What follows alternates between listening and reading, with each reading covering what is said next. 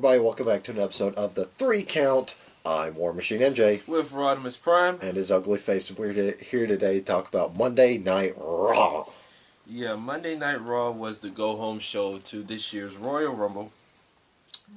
Excuse me as I pull the notes up here. But, yeah, I don't know if I'm really excited about watching the Royal Rumble compared to what I saw. I'm kind of excited. I really don't know. Okay, here we go. Honestly, I don't see why you just don't go to the WWE website. That's what I do for my notes. Oh, well. Yeah. We kicked off they were in Kansas City, I believe. Yeah. Just says Kansas, so won't know. Anyway, they were in Kansas. We kicked off the show with the Monday Night Messiah and his AOP, and of course his disciple, Buddy Murphy. Yeah. Why can't they just go WCW with this? I mean, rename Buddy Murphy the Disciple and have him running around as a great value version of Seth Rollins. No. That's what WCW did with the Disciple. Had him running around as a great value version of Hogan. Yeah, but look where that landed the Disciple. He was like one of those NWO cast-offs. Well, let's not cut around the bush. That was Brutus Barber Beefcake, no matter which way you dice it. Yeah, I mean, he went by like 3 different names in WCW. Yeah, including the Booty Man. Oh my god. Hey, he'd fit in with New Day. New Day all about booty. That is true. That is true. Anyway, yeah, basically Seth Rollins was celebrating his victory in a fist fight last week, especially with the help of his new buddy. Yeah, Yeah, there was a lot of hugging between these two, enough to make the best friends jealous. even Orange Cassidy. Not so much about Orange Cassidy. He didn't really care about anything. Yeah. He's just there. Yeah. But that would cheese off Trent and Chuck. Yeah, yeah. Anyway, yeah, they were interrupted, of course, by Kevin Owens and Samoa Joe. They're kind of downplaying Kevin Owens. What you mean? Well, like compared to Samoa Joe, like Kevin Owens, he'll dick around on the mic, or he'll be, kind of the funny guy. Mm-hmm. Meanwhile, you got Samoa Joe. He's just, the intense guy. He's always ready to beat some ass. Yeah, he's going there, beat some ass, break some people. Kevin Owens is like, come on, man, let's stick around, then fight him.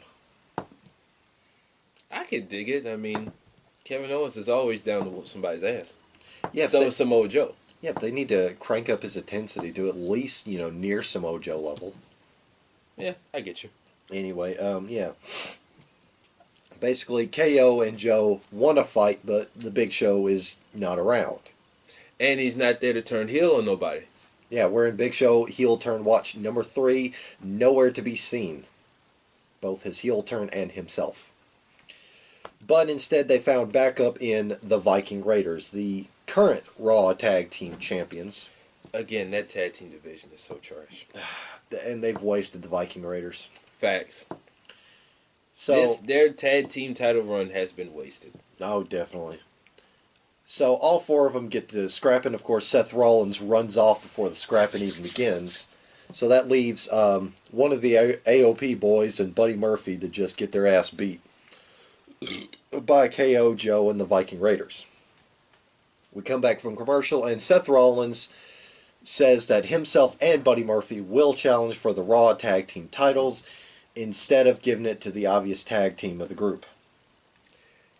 I mean, looking back on it, I get where they were going with this, but it really didn't make sense because AOP, as you mentioned, are the tag team of this 4. So why not give them the championship shot? Yeah, I mean, you wouldn't give the tag team champions championships to Ric Flair and who is the other singles guy in the Four Horsemen? Arn Anderson. Arn Anderson was a singles? Well, he was a singles and tag team. I thought he was the tag team specialist. He was. Well, he won singles gold if he didn't win tag team titles. I mostly associate him with tag belts Okay. because there's him and Tully. Yeah, Tully. Then there's Barry Windham. No, who's the fourth man of the OG Horseman? Like when the group first started. Yes. Ole Anderson. Okay, yeah. So that'd be like giving the belts to Ric Flair and Ole Anderson. When you want to give them to Tully and Arn because they're they're the guys. Yeah. But whatever. It's Seth Rollins. Of course, it didn't help that Buddy Murphy went on a 3-match losing streak previous. True. Anyway, But we digress. yeah. But that match will be set later on. Next, we had an absolutely killer ladder match for the United States Championship between Rey Mysterio and Andrade. Yes, this was contested in a ladder match. Now, I missed this match, but I did hear how great this ladder match was. And there were some dangerous spots in this match. Yeah, there was a lot of ladder spots where right out the gate, Rey Mysterio suckers Andrade into getting a ladder and then drop kicks it right into his face. Later on during the match, Rey hits a top rope Hurricanrana, and Andrade lands on his neck on the ladder. Yeah, Yes. I mean, It was really rough. remember that time where Joey Mercury had a ladder smacked in his face and they busted his nose open? Yeah. Good thing that didn't happen to either Ray or Andrade, because Yeah. that would have been really fucked up. Yeah. Of course, Andrade ate a sunset powerbomb on a ladder, even though it looked like he was about to drop Rey with a gory bomb on the ladder. I would have been down for that. Yeah, that would have been pretty brutal, but, the crowd would have definitely popped for that. There was a spot where Zelina Vega got involved, and she got involved in a creative fashion. Because Rey was climbing up the ladder. He was almost to the top rung when Zelina climbed up the other side and was just sitting at the very top of the ladder. Wow. Yeah, Now, that's pretty impressive. Yeah. That's pretty incredible.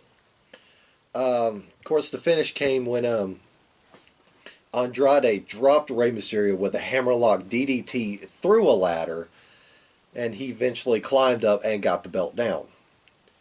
Afterwards, they weren't done with old Ray as Zelina Vega wanted Andrade to put Rey Mysterio out to pasture with a powerbomb on the exposed concrete when he was stopped by a much taller Rey Mysterio. Humberto Carrillo came down to make the save. Yeah, he was wearing a mask and a Rey Mysterio t-shirt. Yeah. But I did see this week where they made it official, Andrade versus Humberto Carrillo for the U.S. title at this Sunday's Royal Rumble, as of this recording. Yep. Next was the aforementioned Aleister Black, who polished off a local competitor in 5 seconds flat.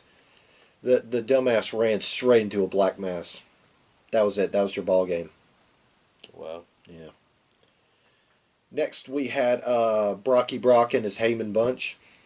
Paul Heyman comes out, cuts a promo talking about how people aren't impressed with Brock Lesnar's exploits because he's Brock freaking wrestler. There we go. Brock freaking Wrestler. That's his new name. And surprisingly, Brock freaking Wrestler has been on every Raw this year in the year 2020. That is shocking. Not really, but you get what I'm saying. Yeah, don't keep your hopes up. He's still gotta lose to Johnny freaking Wrestling. Anyway, but yeah, he just kept repeating himself about how nobody's impressed by Paul Heyman's spoilers or Brock Lesnar's accolades because he's Brock freaking Lesnar, whatever. So, yeah, he made the point of saying Brock's only entering the Rumble because there's nobody worthy enough to challenge him or nobody wants to fight him because they're scared. Out comes Ricochet, who, yeah, he stepped up. He stepped up to the beast. He wanted that smoke. And he got that smoke. He got kicked right in either the stomach or the old ball bag.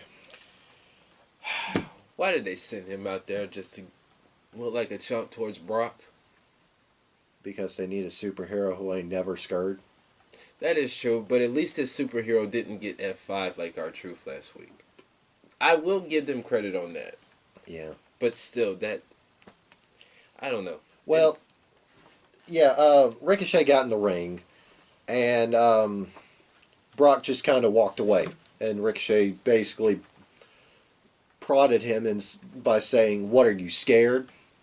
Then Brock kicked him in the, we're going to say, in the ball bag. And then Brock picks up the mic and goes, "Not scared." Yeah, that's it.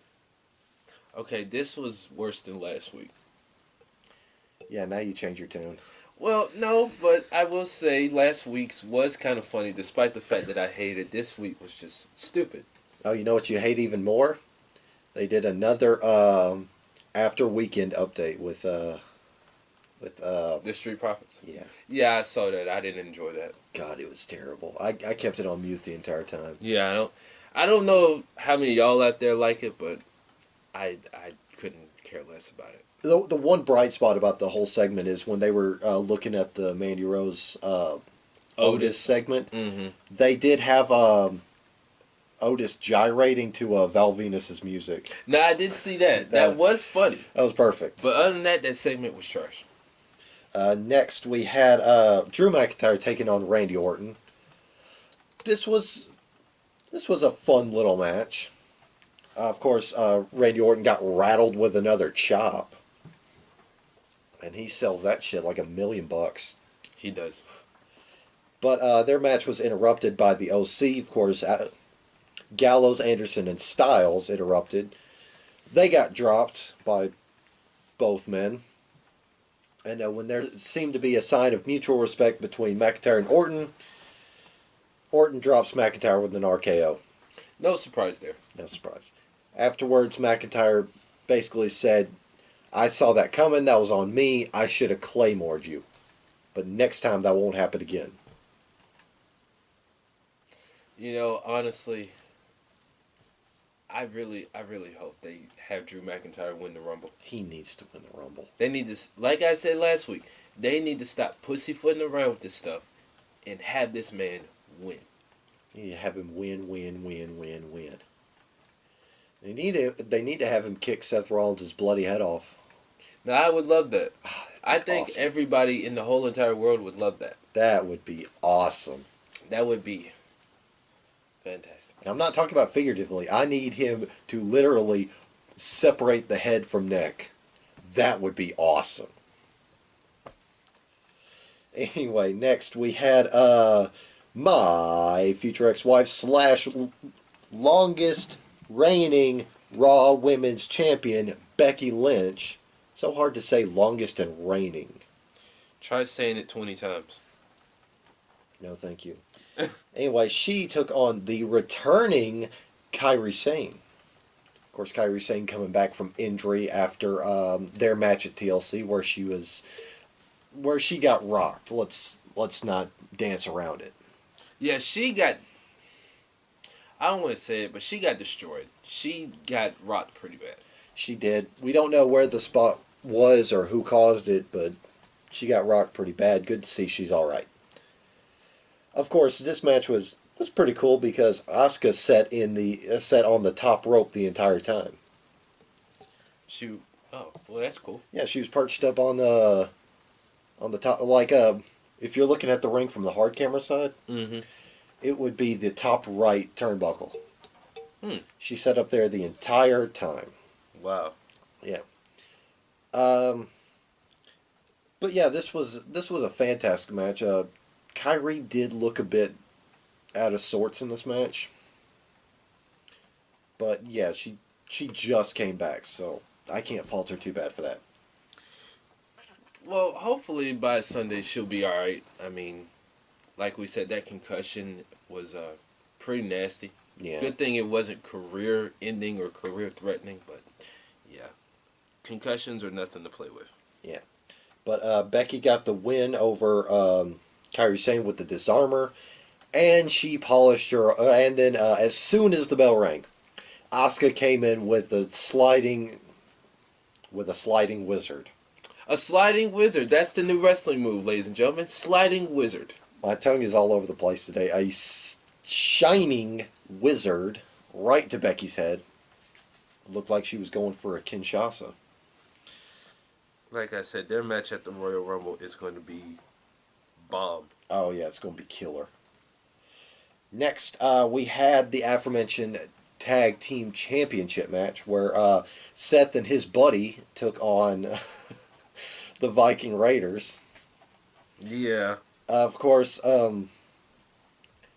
both teams were flanked by their accompanying seconds. Of course, Viking Raiders were accompanied by Samoa Joe and Kevin Owens, and Seth and his buddy were accompanied by the AOP. You know, I figured this would be going on, but I thought the tag team match overall. Now I did see this, and I thought overall it was all right. That was a good tag team match. I mean, Again, lots of hugging. too much hugging, Yeah. but the crowd came alive towards the end of the match. You know, it was some good stuff. But in the end, Seth Rollins and Buddy Murphy become your new Raw Tag Team Champions. Yeah, and they did a lot more hugging. A lot more hugging, a lot more raising the belts and celebrating. But the only difference is they didn't have no bubbly. But a lot more hugging, though. I was about to say, the only thing is they don't have Orange Cassidy. That is true. That is true. Anyway, next we had a backstage segment with the new 24/7 champion Mojo Rawley. His pick to win the Rumble. You know, Mojo Rawley, this guy, he says he wants to make the 24/7 title more serious. And during this segment, he decided that he was going to kill, not literally, kill the Singh brothers. Now, for context sake, he was there cutting a promo talking about how he's not running with the belt or running from anybody, or he's going to make it more serious. When one of the Bollywood boys was distracting him while the other came for a roll up. Second one came for a roll up, grabbing at his ankles, and he wasn't budging. So he just looked down. He's like, seriously? Picks the first one up. Didn't even move his feet. Just kind of flung him right into road cases. Then he picked up the other one and just dropped him right on the road cases. As much as I don't like Mojo Rawley, I actually like this because I don't give a fuck about the Singh brothers. If they keep on this track, will they change your tune about Mojo Rawley? No. Oh. I'll still like it, but I still won't give two shits about Mojo Rawley. Give it time. You'll give a damn about him. No. I mean, you give a damn about Dana Brooke. At least she's trying. I've actually come around on Dana Brooke.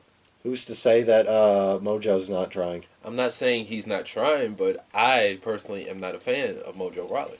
If the only time I was a fan of Mojo Rawley is when he had that tag team with Zack Ryder in NXT. Oh, the Hype Bros. The Hype Bros. Other than that, I can give a fuck less.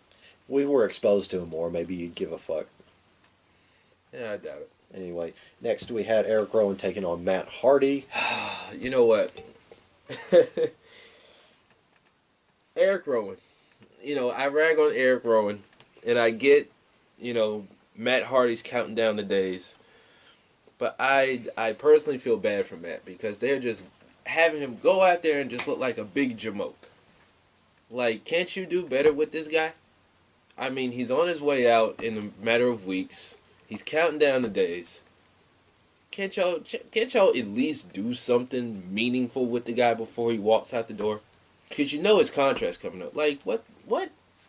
Eric Rowan? Okay. Yeah, do more. Watch it turn out like a couple of weeks after his contract comes up, he signs with AEW and he's the Dark Order's Exalted One. I would be down for that. Yeah, you're the second person I've heard who's been down with that. I would be down for that, literally. I mean, I'd be down for it. I just want to know how they're going to execute it. That's a good question. Yeah.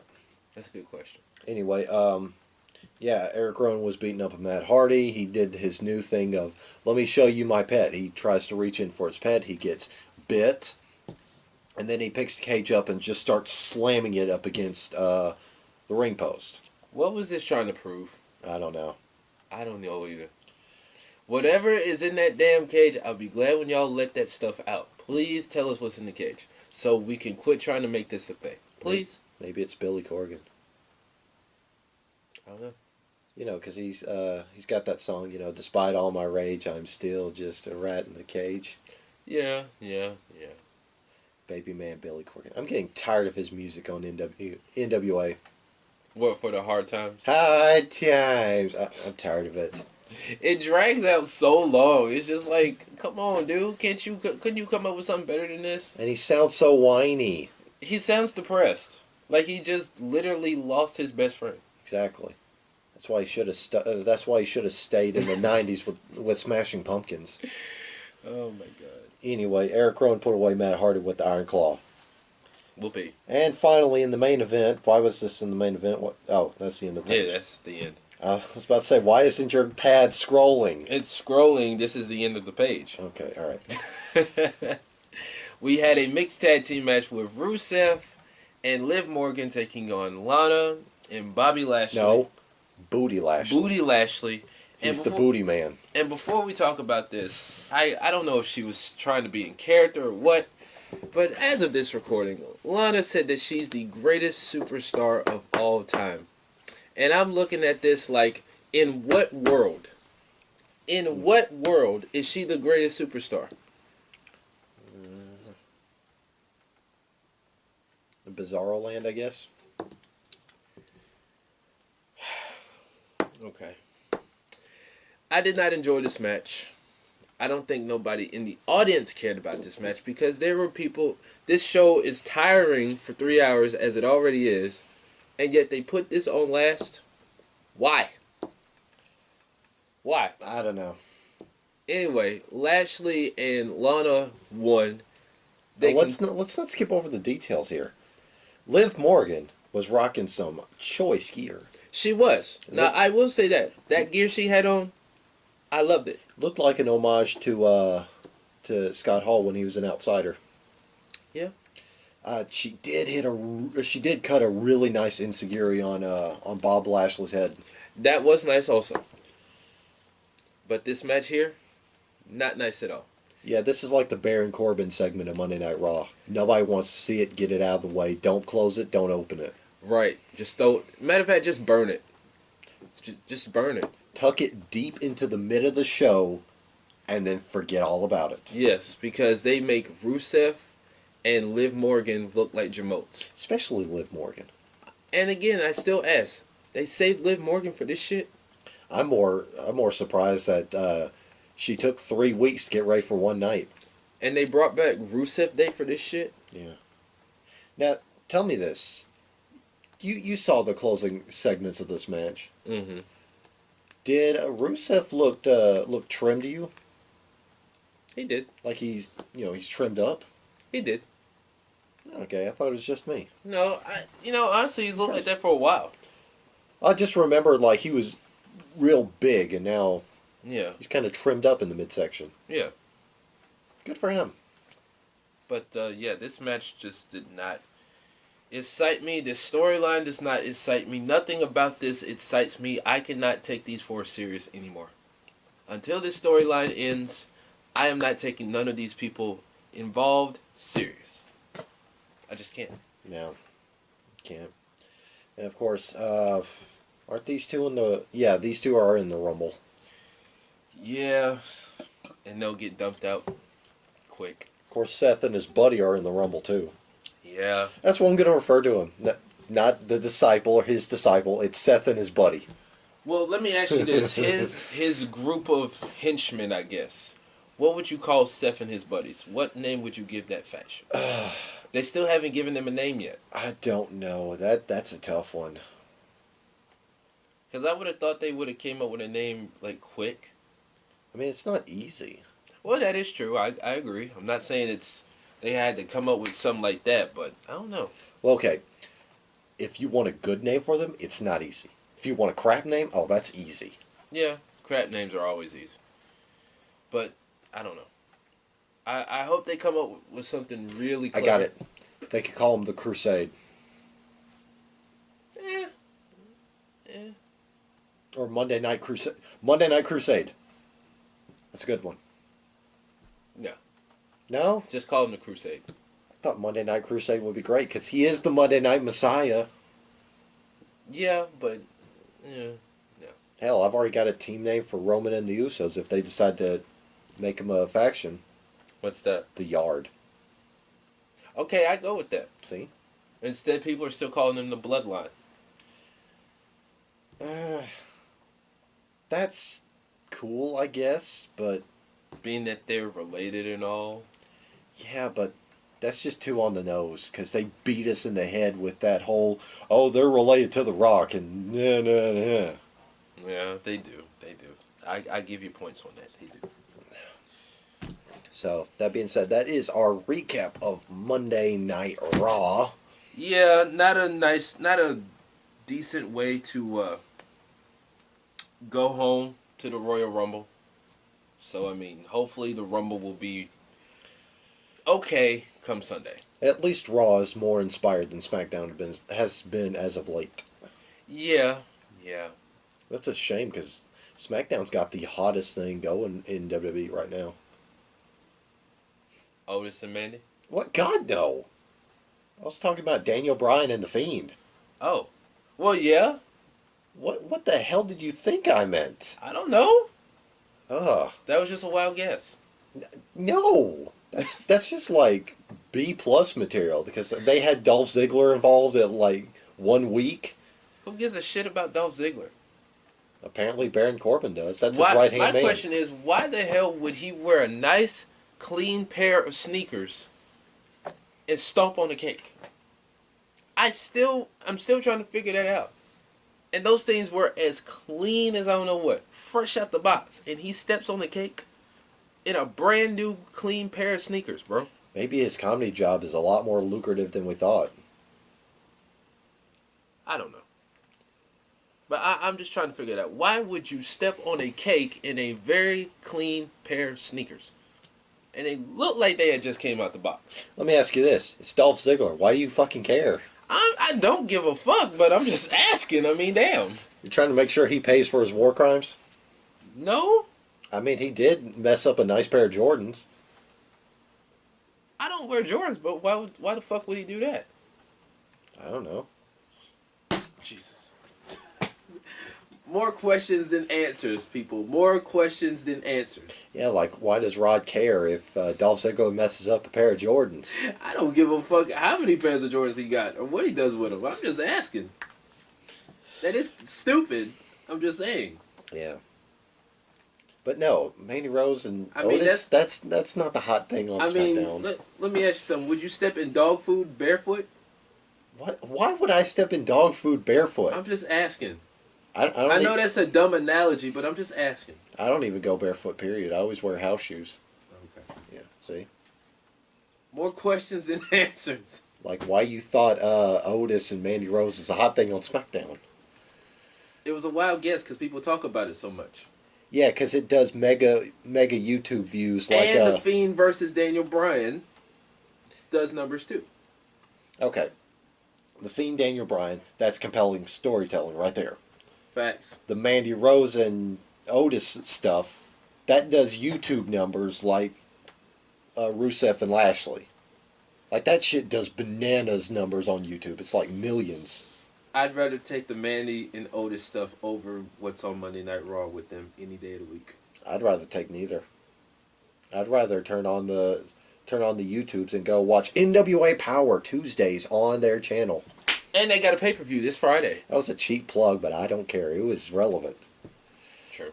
Anyway, he's got an ugly face, but he also has a podcast which you should listen to. Prime Talk with Rodimus Prime on the CastBox app. Yes, episode 24 coming soon. Where he talks about why he loved Tai Chi, especially when he takes off those pants. No, I do not. That being said, I'm War Machine MJ. And I'm Rodimus Prime. And we'll see you guys next time.